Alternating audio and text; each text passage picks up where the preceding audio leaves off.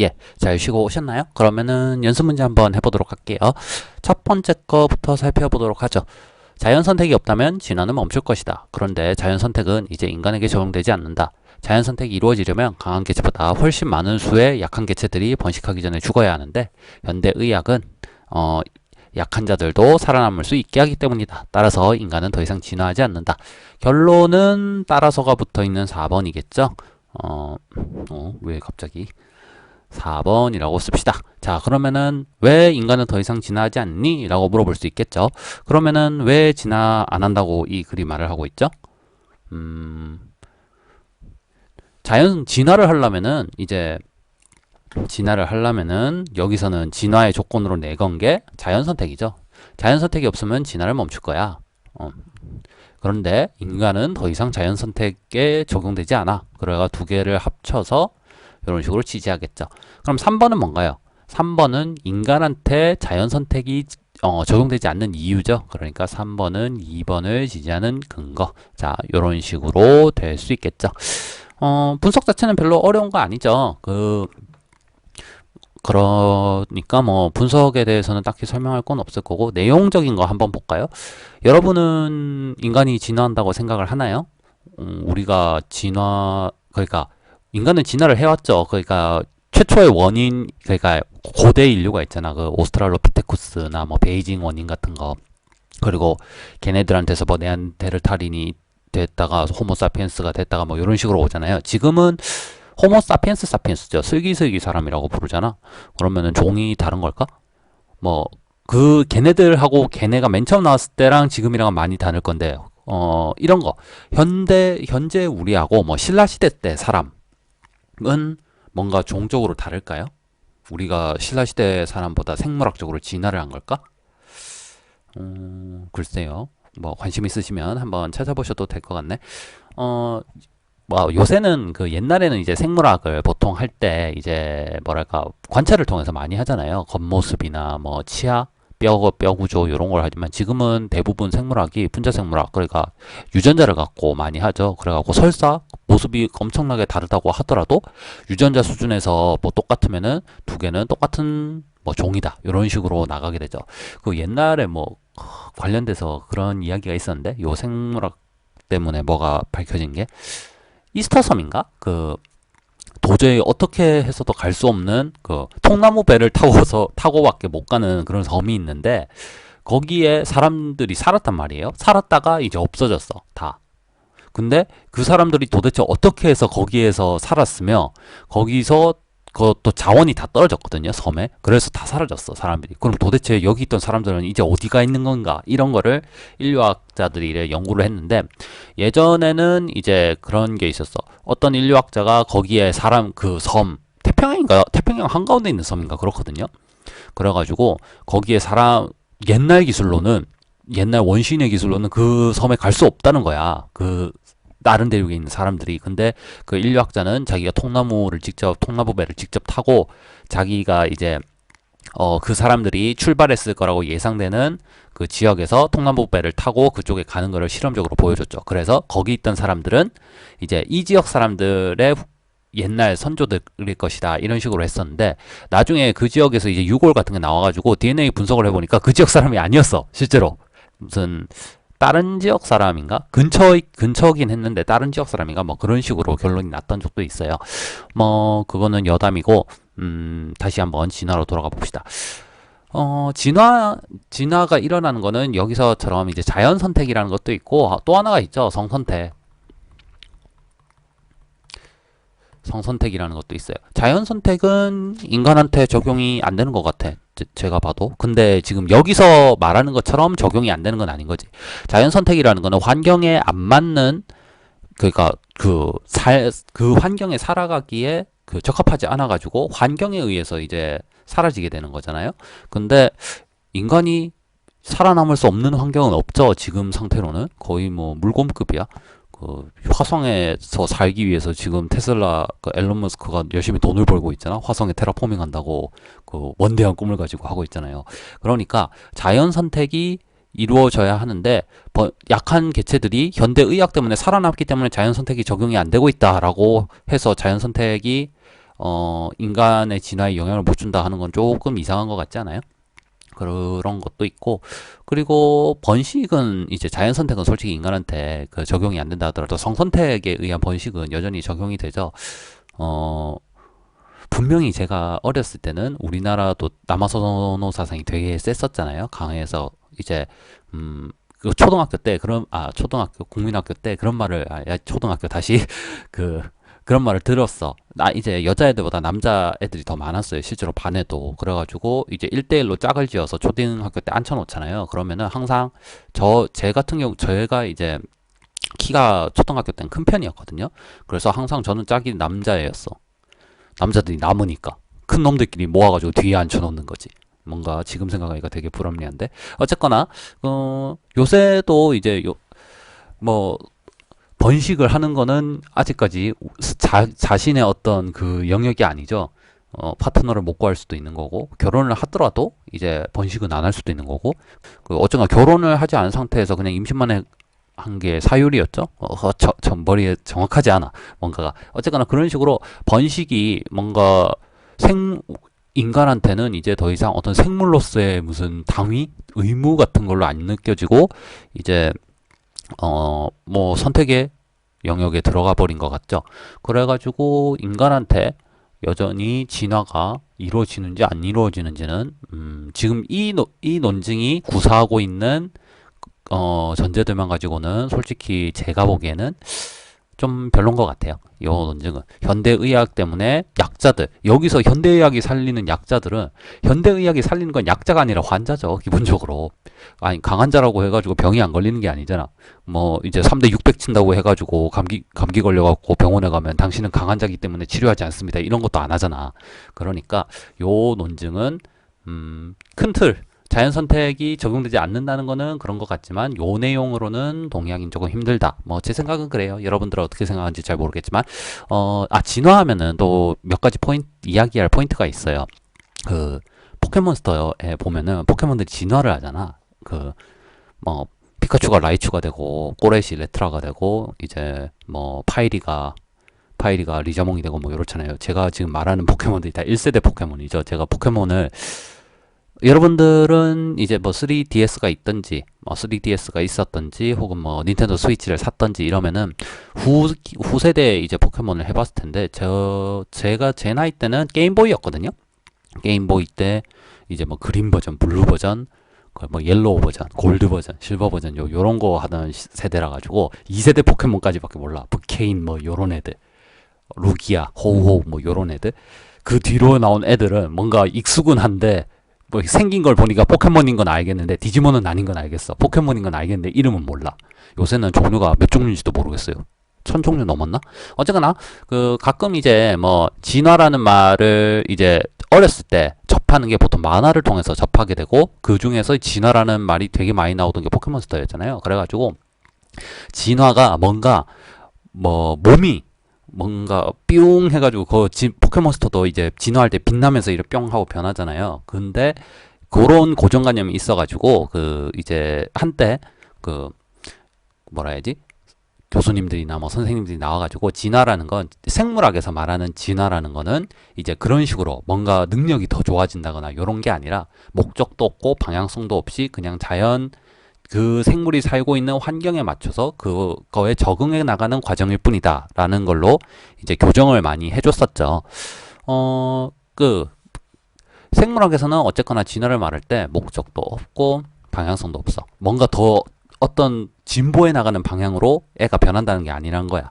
근데 옛날에 뭐 19세기, 20세기 그럴 때 서양에서는 이제 진화론은 받아들여졌어요. 막 다윈이 뭔가 진화론의 뭔가 엄청난 탄압을 받았는데 다윈이 무슨 꿋꿋한 선지자적 자세로 뭔가 진화론을 이루어냈다 뭐 이런 식으로 사람들이 알고 있는 사람들도 있더라고. 진화론은 이미 그 당시에 여러 가지 형태로 있었어요.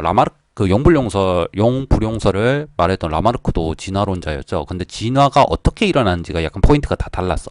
진화라는 게 개체한테서 일어나는 건지 종한테서 일어나는 건지 일어난다면 어떻게 일어나는 건지 창조론을 가지고 진화론을 벅벅 까대는 거는 우리는 이제 기독교가 종교로서 우리한테 접근이 돼 있으니까 그게 이해가 잘 안 되는데, 저쪽 사람들한테서는 목숨이 왔다 갔다 하는, 목숨까지는 안 왔다 갔다 하더라도 자기 돈, 자기 일자리가 왔다 갔다 하는 일이었기 때문에 그렇게 막 대놓고 뭘 할 수가 없었겠죠.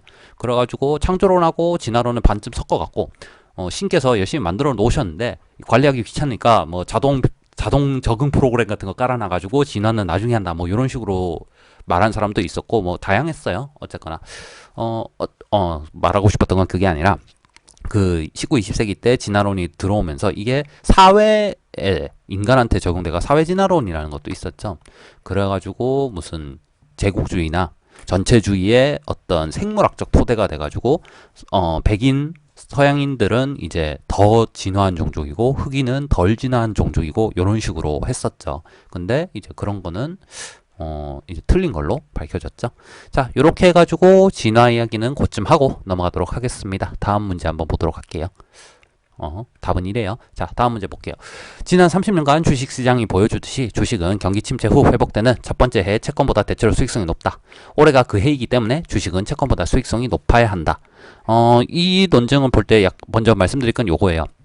3번 문장이 실제로는 한 문장이죠. 글로 써있기는 쉼표로 끊어져 있긴 하지만, 근데 실제로 이 문장은 두 문장이 합쳐진 거죠. 두 문장이 합쳐졌기 때문에 번호를 3, 4 이렇게 끊었습니다. 근데 두 문장으로 합쳐서 두 문장을 합쳐서 하나의 문장으로 만들어냈다고 해서 무조건 끊을 수 있는 건 아니에요.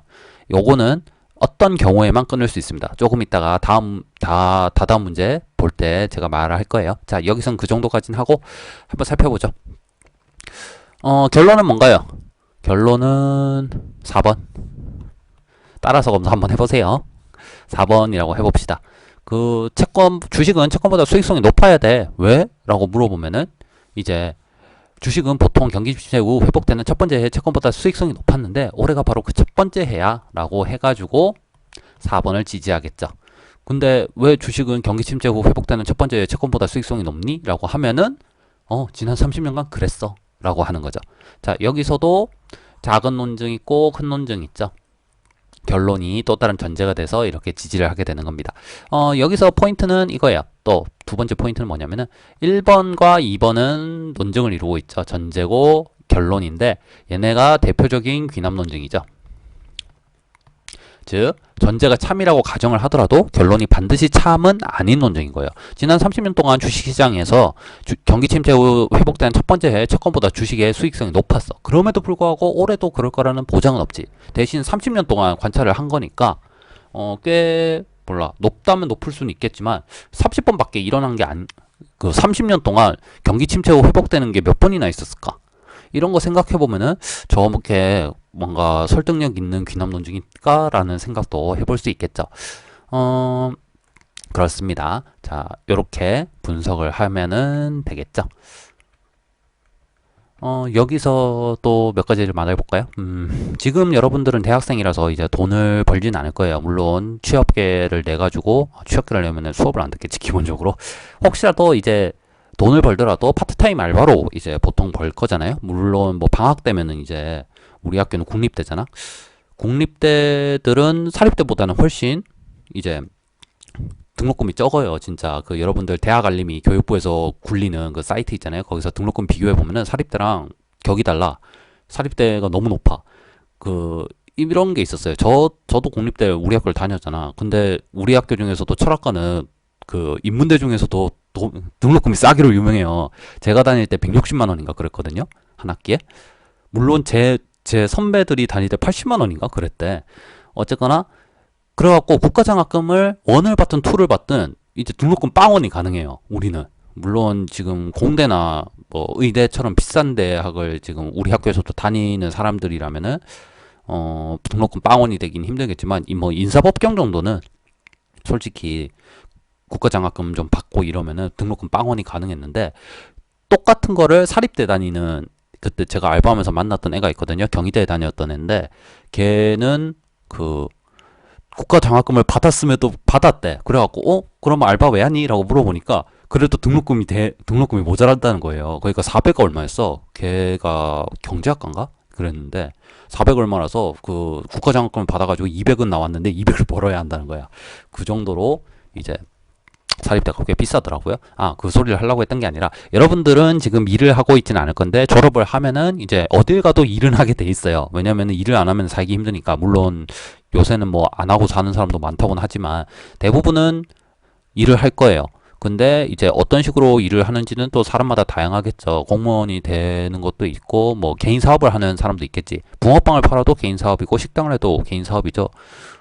그리고 뭐 좋은 기업이나 뭐 이런 데 가는 사람도 있을 거고 의대 다니시면 의사를 할 거고 의대를 다니면 의사를 할 거고 뭐 우리 학교에는 한의대는 없으니까 뭐 법학과를 나오셨으면은 로스쿨 가가지고 변호사를 할 수도 있고 뭐 경찰 간부 시험 쳐가지고 경찰 간부를 할 수도 있고 어쨌거나 여러 가지가 있는데 어 돈을 많이 벌 수도 있고 조금 벌 수도 있을 거예요. 근데 대부분의 사람들은 뭐 이제 변호사를 하든 의사를 하든 다 비슷할 건데 생각보다 내가 버는 돈, 내가 받는 월급이 작고 소중할 거예요. 그러니까 작고 귀여워, 되게 월급이.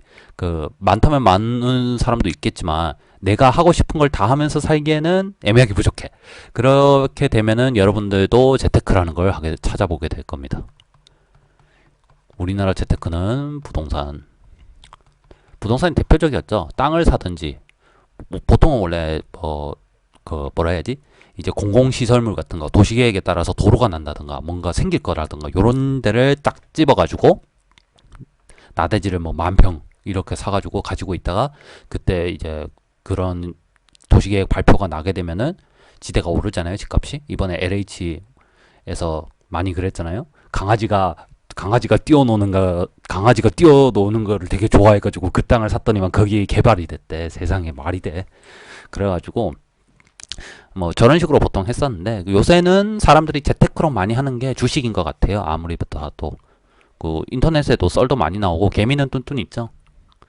뭐 보는 사람 있으려나? 저도 안 보는데 이름만 알아. 개미는 오늘도 사람들이 개미는 뚠뚠 요거의 원래 출처를 몰라. 원래 이거 짱구 노래잖아요. 개미는 오늘도 열심히 일을 하네. 요 노래에서 나온 거잖아요. 어쨌거나 중요한 건 그게 아니라 옛날에는 그 주식이라는 게 우리나라 그 경제사 같은 거 관심 있는 사람을 알 거예요. 그 큰 손들이 작전 세력을 짜가지고 개미 뒤통수 쳐가지고 돈 벌어먹는 대표적인 장이었어. 그러니까 사기꾼 장이었던 거야. 그러니까 주식에 손대면은 전부 뭐 패가 망신한다. 요런 그런 이미지가 세가지고 주식이 주자도 꺼내지 말라 뭐 요런 식의 이미지가 있었는데 지금은 뭐 접근하는 것도 쉬워졌죠. 주식 계좌 개설하면은 커피 상품권도 주고 뭐 요렇게 하잖아. 그리고 뭐 초반에 투자 지원금으로 막 10,000원을 줄 때도 있고 몇천 원을 줄 때도 있고 요렇잖아요. 저도 맨 처음에 주식 계좌 텄을 때 커피 상품권 준다고 해서 텄거든요. 그래가지고 뭐 하는데 요새는 국내 주식뿐만 아니라 해외 주식도 많이 하고 그리고 막 관련된 사람들도 많이 나와서 어떤 식으로 투자를 해야 하는지도 잘 가르쳐주고 하죠. 저 같은 경우에도 최근에 이제 해외 주식이 유망하니까 미니스탁을 팠어요. 그 카카오뱅크 하시는 분은 알 거예요. 미니스탁이라고 소액 갖고 그거 해외 주식 투자하는 거 있는데 그렇게 해서 투자해가지고 저한테 이제 스타벅스 0.04주와 테슬라 0.008주가 있습니다. 8,000원이에요. 두 개 합쳐가지고. 미니스탁의 단점은 그거 수익 나가지고 팔아도 수수료 다 떼고 나면 빵원이야. 그냥 8,000원이야. 8,000원보다 더 벌 수 없어. 뭐 어쨌거나 그렇습니다. 그 행사할 때 한국 투자 거기였나? 거기 계좌 행사할 때 해외 주식이랑 뭐 국내 코스피 200 중에 하나 요렇게 행사해가지고 저는 해외 주식 골라갖고 이번에 또 계좌를 새로 하나 팠거든요. 근데 저도 원래 그러니까 주식 시장에서 한번 체험해본다. 요런 느낌으로는 했었어요. 예전에 모의 투자도 하고 요런 식으로 했었는데 이번에는 재테크의 느낌으로 도저히 은행 예적금이 이율이 말이 아닙니다. 지금 2%, 2.2%만 돼도 그 은행에서 광고를 할 때 이게 고이율이라고 광고를 해요. 옛날에 그 70, 80년대는 아니고 적어도 8, 90년대는 은행 IMF 이전에는 은행 이율이 20%가 넘는 데도 많았어. 그래갖고 경쟁적으로 막 예금을 이래 모으려고 했었는데 지금은 2%면은 그냥 뭐라 해야지?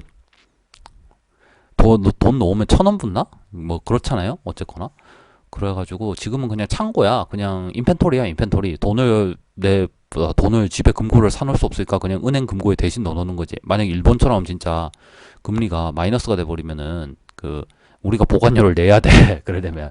그래가지고 재테크의 명목으로 지금 그냥 적금한다 생각하고 넣어놓은 거는 이번부터예요. 이번에 그냥 계좌 새로 파는 김에 그냥 적금 이율보다 적어도 한 뭐 3에서 5%만 나와도 뭐 본전 선방이다 이런 생각으로 그냥 누구나 사는 절대 안 무너질 것 같은 주식 몇 개 사가지고 그냥 저도 판보도 났습니다.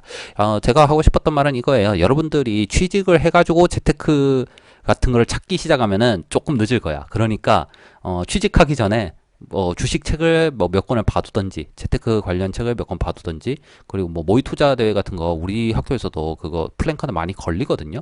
그런 거 한번 해보고 그래가지고 감을 찾아갖고 첫 직장 잡아서 첫 월급 받기 시작하면은 그때부터 팍팍팍 해보시는 게 좋을 거라고 생각을 해요. 저의 뭔가 조언이었습니다. 일찍 할 걸 이런 생각을 해요 가끔. 네, 그러면은 다음 문제 한번 보도록 하죠. 자, 이번에 세 번째 연습 문제를 해보도록 할게요. 나는 많은 변명과 함께 나의 문제 해결에 대한 일반적 이론을 제시할 것이다. 나는 이 이론을 정리하고 명료하게 하는데 많은 시간을 소비하였다.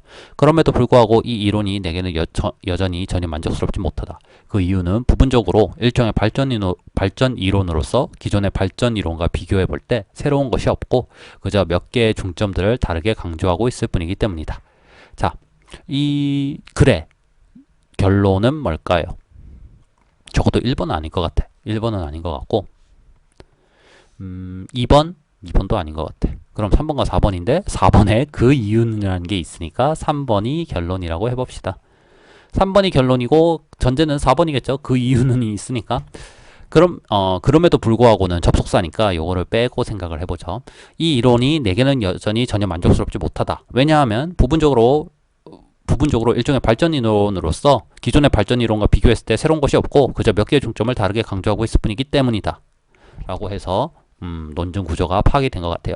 2번 같은 경우에 전제로 쓸 수 있을 거라고 보는 사람도 있을 거예요. 나는 이 이론이 만족스럽지 않아. 왜냐하면은 특별히 새로운 것도 없는데 시간을 또 많이 썼어 라는 거지.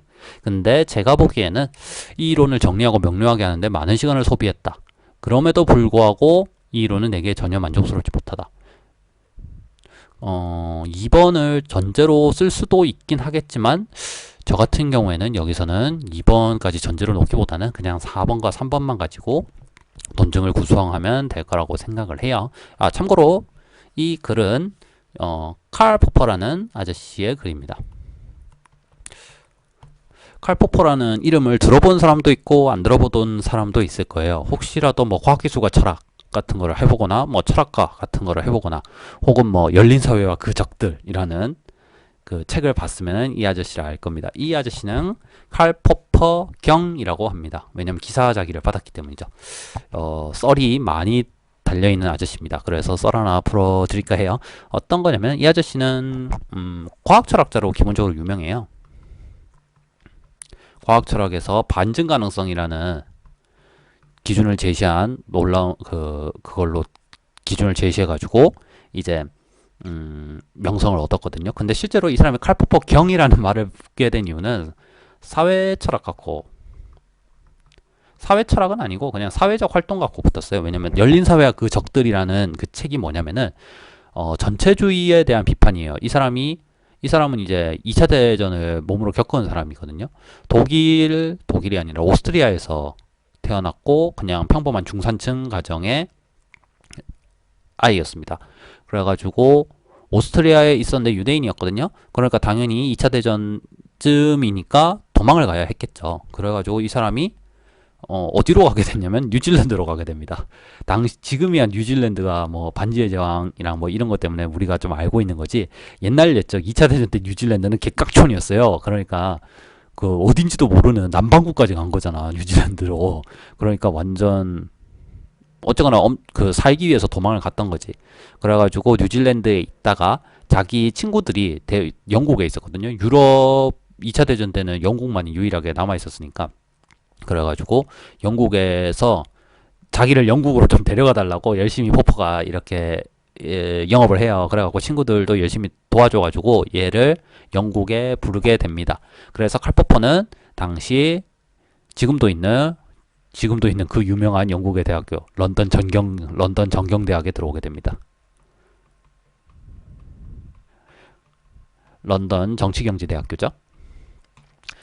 그래가지고 거기서 활동을 하게 돼요. 그 런던 정경대학교는 지금도 되게 좋은 학교 중에 하나죠. 어쨌거나 거기서 유명한 이제 이제 어떤 업적을 성취하게 됩니다. 반증 가능성이라는 거는 나중에 그 과학 논증을 다룰 때가 있을 테니까 그때 한번 보도록 하고요. 이 아저씨 썰은 그게 있어. 이 사람이 비엔나 출신이라고 했잖아요. 오스트리아. 근데 당시 비엔나에 또 한 명의 엄청난 아저씨가 하나 있었어요. 비트겐슈타인이라는 아저씨가 있습니다. 이 사람은 20세기 유럽 천재로 이름이 날렸던 아저씨인데 이 사람 이름은 철학가가 아니면 별로 들어볼 일 없을 거예요. 어쨌거나 이 사람이 유명한 이유는 이 사람은 오스트리아 철강 재벌이 있었어요. 비트겐슈타인 가문의 장남이었죠. 장남이 아니라 차남인가? 삼남인가 그랬는데 형이랑 누나들이 다 자살하고 막 이랬어. 어쨌거나 실제로 남아있는 상속자였어. 누나들 몇 명 살아있고. 어느 정도 재벌이었냐면은 유대인이었거든요. 근데 돈을 써가지고 그 유대인 그거 사냥에서 벗어납니다. 그 정도로의 돈이 있었어요.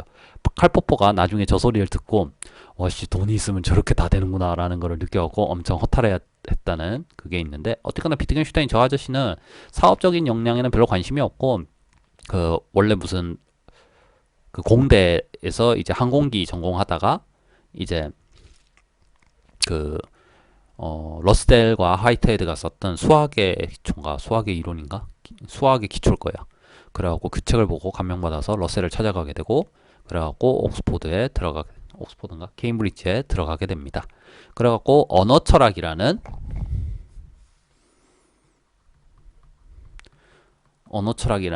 사조를 만들고 전기 후기로 나눠요. 그래갖고 전기를 그림 이론 후기를 게임 이론이라고 해가지고 요때 게임 이론은 그 게임 이론이 아니에요. 그 우리가 알고 있는 그 게임 이론이 아니고 언어 철학의 어쨌거나 선구적인 역할을 하고 현대 영미 철학의 거의 시조급으로 불리는 아저씨인데 이 두 사람이 같이 영국에 있었잖아. 그래갖고 캠브리지에서 그 가끔 명사 초청 같은 걸 해가지고 이제 강의 세미나 같은 걸 해요. 그때 포퍼가 한번 갔었어. 근데 포퍼는 이제 비트겐슈타인에 대해서 되게 나쁜 인상을 가지고 있었나 봐요. 그래가지고 갔는데 그리고 비트겐슈타인도 성격이 좋은 사람이 아니야. 그냥 개 사이코였단 말이야. 어느 정도 사이코였냐면은 그 뇌절의 기본이었어요. 언어 철학을 했다 했잖아요. 그러니까 영국말 저 사람은 이제 독일인이니까 영어를 배워야 했을 거 아니에요. 그래서 옛날에 그 다른 나라는 다 그렇지만 우리나라처럼 학원이 잘 돼 있는 게 아니잖아. 그럼 다 개인 가정교사를 써요. 근데 이제 영어 가정교사가 있었을 거 아니야. 근데 영어 가정교사가 이제 감기 걸려가지고 골골대니까 이제 병문안에 갔어. 그래가지고 이제 영어식 표현 중에 몸이 안 좋은 거를 비 맞은 개 같아요라는 그 표현이 있어요. 그래갖고 자기가 몸이 안 좋다는 걸 말하면서 아 지금 참 내 몸 상태가 비 맞은 개꼴이다라고 하니까 비트겐슈타인이 개정색하면서 아니 당신은 개도 아닌데 개 기분을 어떻게 하느냐 이런 식으로 했다는 거야. 얼마나 그 상황 파악을 못해. 그래갖고 어쨌거나 좋은 성격의 소유자는 아니에요 저 사람도. 근데 그 케임브리지에 비트겐슈타인이 과장으로 있었거든요. 철학과 과장으로. 그래가지고 그 명사 초청 강연 같은 걸 해가지고 보고 있는데 비트겐슈타인은 그 안에서도 천재로 되게 이름난 사람이었기 때문에 저 사람한테 뭐라 할 수 있는 사람이 별로 없었어. 그리고 그 서양 철학의 과장은 우리 학교 같은 경우에는 여러분도 아실 거예요. 공대나 이런 데 모르겠는데 인문대 같은 경우에는 과장을 돌아가면서 하거든요. 그냥 철학 과장 하면은 그 20만 원인가 더 준대 월급에 과장 수당 이래가지고. 근데 모두가 하기 싫어해. 왜냐면은 공부만 하기에도 바빠 죽겠는데 행정 일까지 떠맡기니까 모두가 하기 싫어해. 그래서 돌림판 갖고 이제 돌아가면서 한다는데 저쪽에서는 인사권을 쥐고 있어요. 그 유럽에서는 과장 교수가. 그렇기 때문에 어쨌거나 진짜 과장으로서의 어떤 그 위험이 있는데 그게 아니라 어쨌거나 그래갖고 칼포퍼 명사 초청 강연에 포퍼가 왔어. 근데 포퍼는 비트겐슈타인을 되게 안 입고 봤어. 그래가지고 포포가 막 하니까 그 포포가 이제 강연을 했잖아요. 당시 강연 내용이 있는데 그거는 별로 중요하진 않아. 그러니까 비트겐슈타인이 그 말에 대해서 말하고 딱 하니 그 반론을 펴니까 포포도 막 포포도 이제 막 그냥 스무스하게 인정하고 넘어갈 수도 있는데 딱딱 이렇게 서로 대결을 한 거예요. 그러니까 나중에 비트겐슈타인이 빡쳐가지고 벽난로에 있는 부직갱이를 휘둘렀다. 그래가지고 뭐 포포가 맞았네 안 맞았네 뭐 요런 썰이 돌았는데 아무도 거기 참석한 사람이 그에 대해서 말을 안 해. 그래가지고 그 유명한 그 이게 철학사에는 이제 부직갱이 사건으로 이름이 붙어가지고 남아있게 되죠. 관련된 책이 번역이 돼 있습니다. 책이 굉장히 재밌으니까 한번 찾아서 읽어보셔도 괜찮을 것 같아요. 자, 저는 이 논증을 이렇게 했다 했죠. 이 이론은 내게 만족스럽지 못하다. 왜냐하면은 기존의 이론과 다를 것이 없기 때문이다. 라고 하면서 간단하게 논증을 구성할 수 있었습니다. 참고로 이 논증에서는 1번 제가 앞에서 말씀을 드렸었죠. 논증은 명제들로 구성된 건데 그 명제들 전부가 전제거나 결론인 건 아니에요. 그 어떤 논증은 어떤 큰 글 안에서 딱 위치하고 있기 때문에 앞뒤를 이어주는 말도 있어야 하고 수사법적으로 그냥 꾸며주는 말도 있어야 하거든요. 여기서 1번, 뭐 2번 같은 경우에는 저 같은 경우에는 그런 논증 분석을 할 때는 별로 쓸모없는 쓸 일이 없는 애로 봤던 거죠. 자, 이렇게 됐는데 문제는 이 연습 문제의 포인트는 요게 아니라는 겁니다. 요런 식으로 보도록 할게요. 우리가 앞에서 논증이라는 건 결론이 필요하고 전제가 필요하다고 했어요. 결론은 뭐냐면은 주장하는 말이에요. 주장하는 내용. 전제는 주장을 뒷받침하는 내용입니다. 네.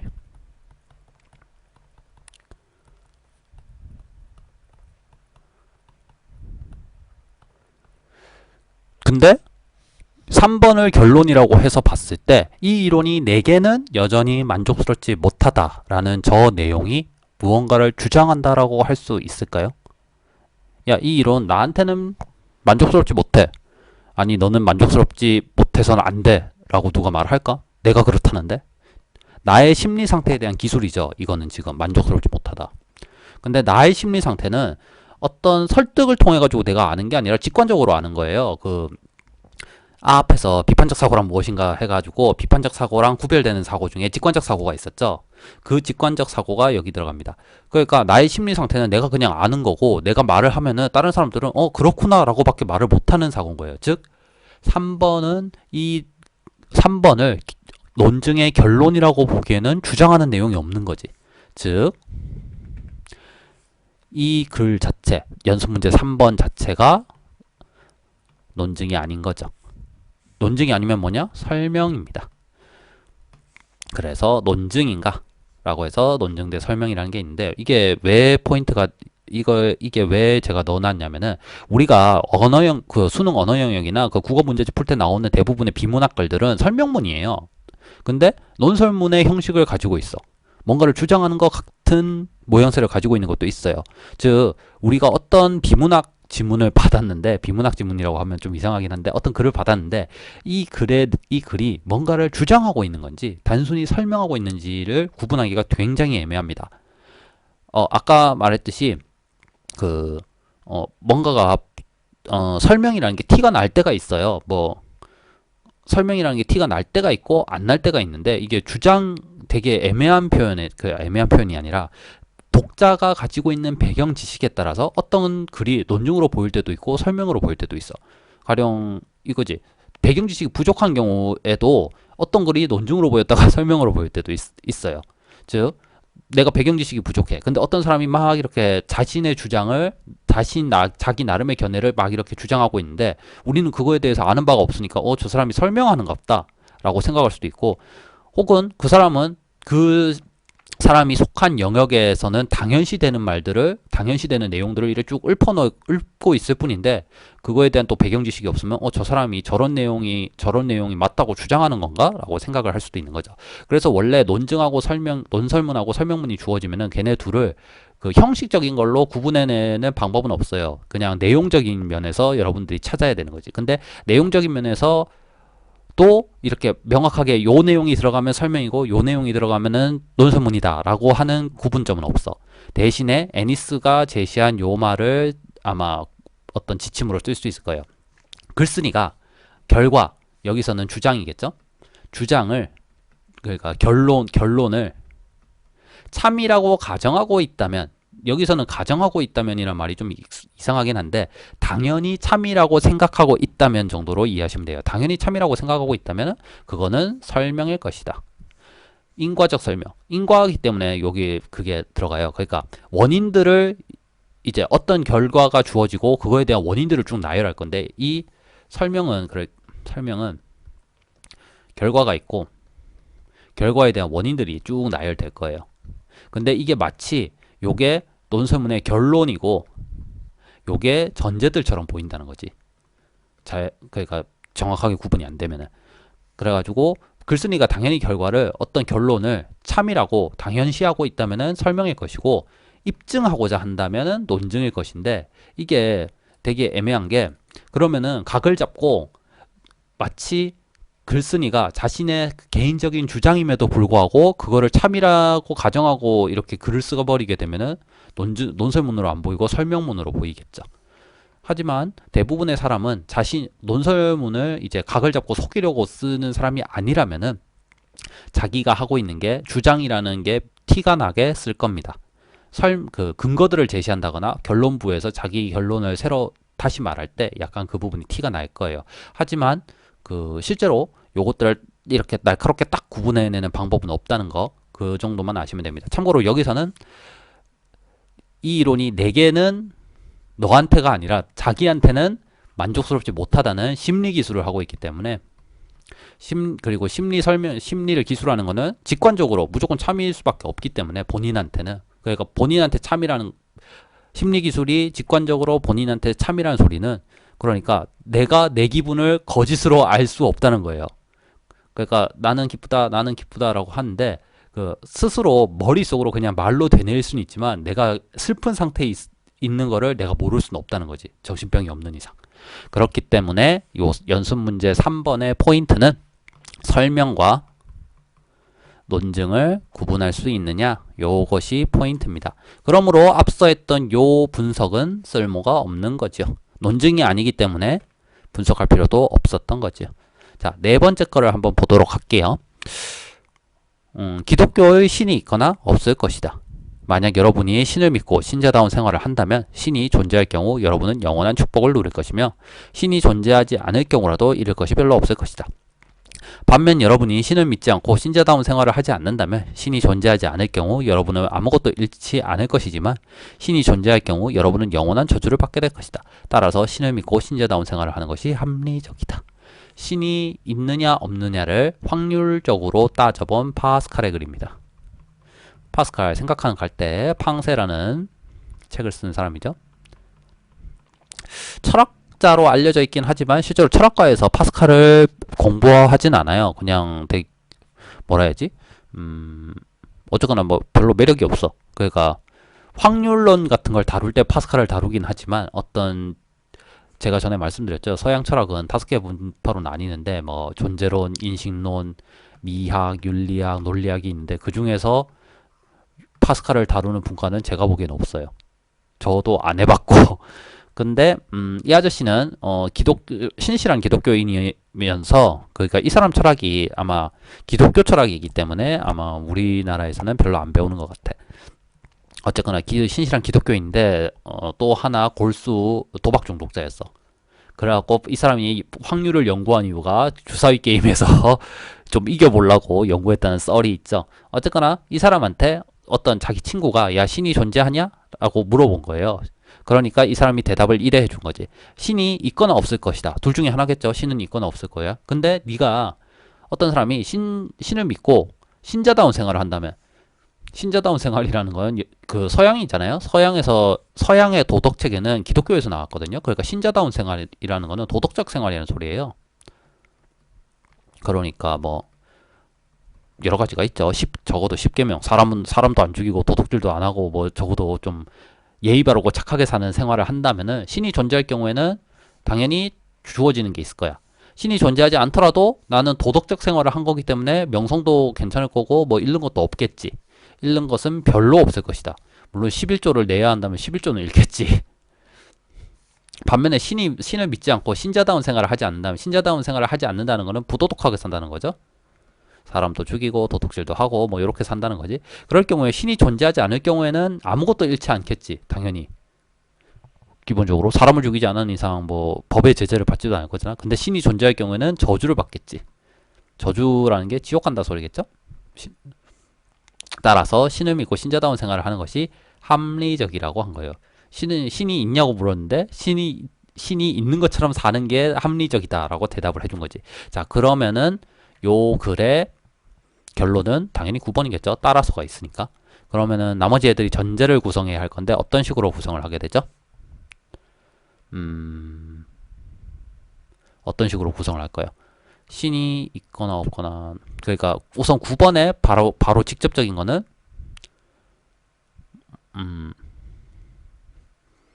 가령 케이스가 지금 두 개죠. 신이 있거나 없을 것이다. 근데 있을 경우에는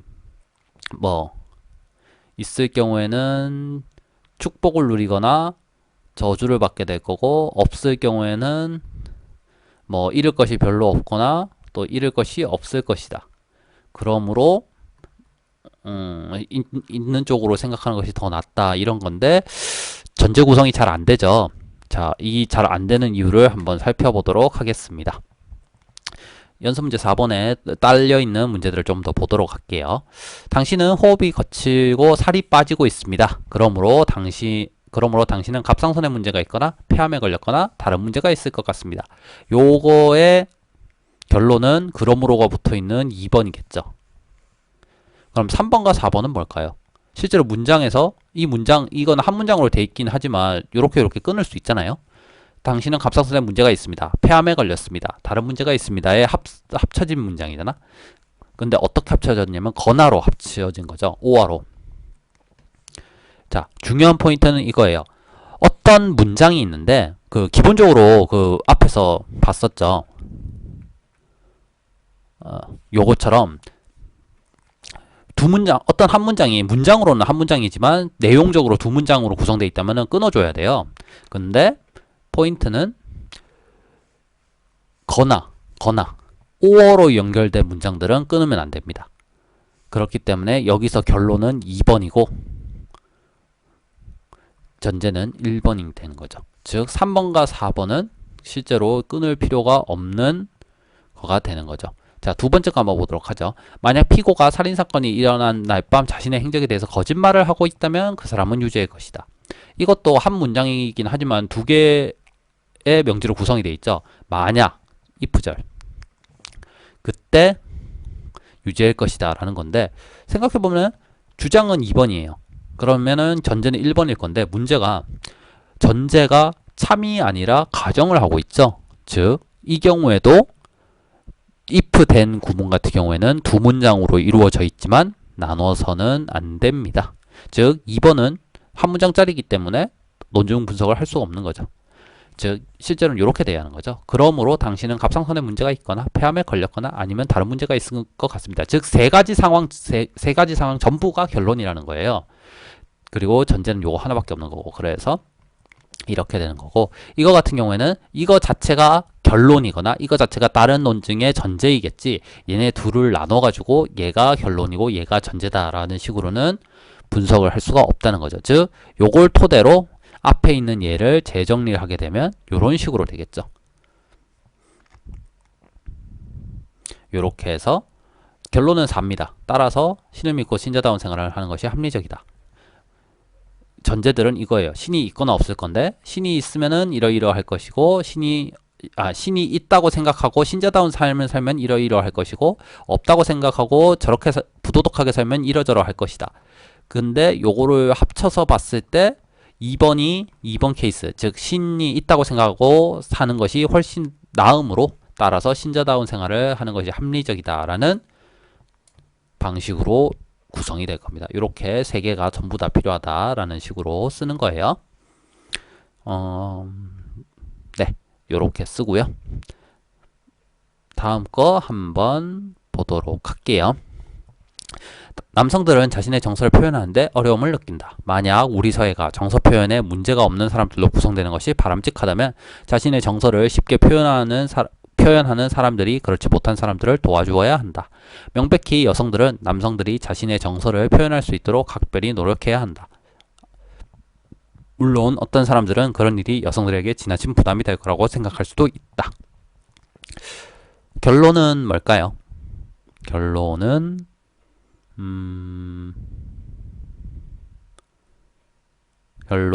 뭘까요? 결론으로 의심될 만한 게 한 2개 정도 있죠? 2번 아니면 3번이겠죠? 2번 같은 경우에는 만약이기 때문에 여기를 끊지 않았죠, 지금은. 그러므로 따라서 검사를 한번 해보도록 하겠습니다. 만약 2번이, 그러니까 2번은 도와주어야 한다라는 것이 있으니까 결론인 것 같기도 하고, 3번은 노력해야 한다라는 것이 있으니까 결론 같기도 하니까 따라서 검사를 한번 해볼게요. 남성들은 자신의 정서를 표현하는데 어려움을 느낀다. 만약 정서 표현에 문제가 없는 사람들로 구성되는 것이 바람직하다면 도와주어야 한다.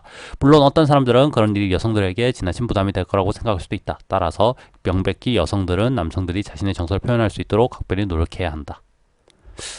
하나 확실한 거는 4번 같은 경우에는 조금 용도가 애매하죠. 2번이 결론이라고 생각을 해볼까요? 남성들은 자신의 정서를 표현하는데 어려움을 느낀다. 명백히 여성들은 남성들이 자신의 정서를 표현할 수 있도록 각별히 노력해야 한다. 따라서 만약 우리 사회가 정서 표현에 문제가 없는 사람들로 구성되는 것이 바람직하다면 자신의 정서를 쉽게 표현하는 사람들이 그렇지 못한 사람들을 도와주어야 한다. 조금 애매하죠. 3번이 훨씬 결론에 가깝다라고 보이니까 3번을 결론으로 두고 도와주어야 한다.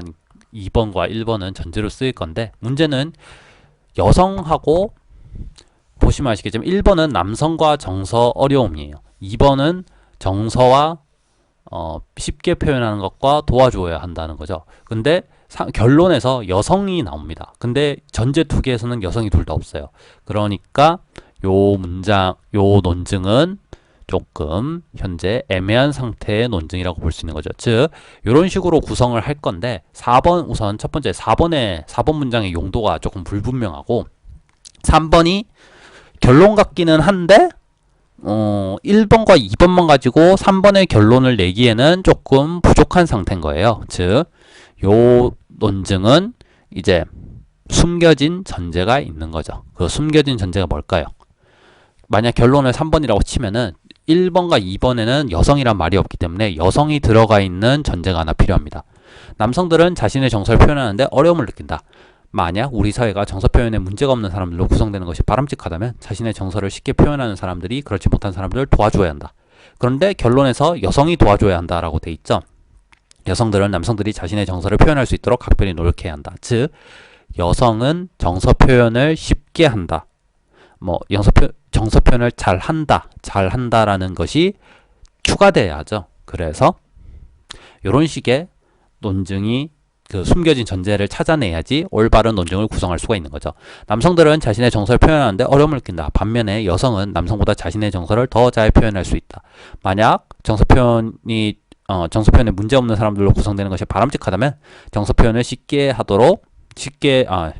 정서 표현을 잘하는 사람이 못하는 사람을 도와줘야 한다. 그러므로 따라서 명백히 여성들은 남성들의 자신의 정서를 표현할 수 있도록 각별히 노력해야 한다. 4번 같은 경우에는 4번 같은 경우에는 요 뒤에는 이제 반론이 오겠죠. 물론 어떤 사람들은 그런 일이 여성들에게 지나친 부담이 될 거라고 생각할 수도 있다. 그래서 요 문장에 해당하는 반론이 오거나 혹은 이거 자체가 반론이고 여기에 대한 재반박이 올 수도 있겠는데, 즉 4번은 적어도 이 논증을 구성하는 데는 필요가 없는 애인 거죠. 논증의 구성은 1번과 A와 2번과 3번만으로도 구성이 되는 케이스입니다. 즉 3번, 1번, A, 2번이 전부 더해져서 3번을 구성하는 거죠. 자, 논증 구성은 이제 여기까지 했다고 치고, 여러분들이 제가 혹시라도 이거 분석하는 문제를 내면은 이제 만약 숨겨진 게 있다고 하면은 아마 제가 숨겨진 거 있다라고 표현을 해 놓을 건데, 여러분들도 논증 분석을 할 때 애매하다는 느낌이 있으면은 숨겨진 전제 같은 거 있는지 꼭 한번 살펴봐야 합니다. 내용적으로는 어떤가요? 남성이라고 해서 정서 표현을 다 못하는 것도 아니고 여성이라고 해서 다 잘하는 것도 아니고 설사 우리 사회가 정서 표현에 문제가 없는 사람들로 구성되는 것이 바람직하다고 하더라도 그렇다고 하더라도 도와줄 필요가 있나? 라는 생각을 해볼 수도 있겠죠.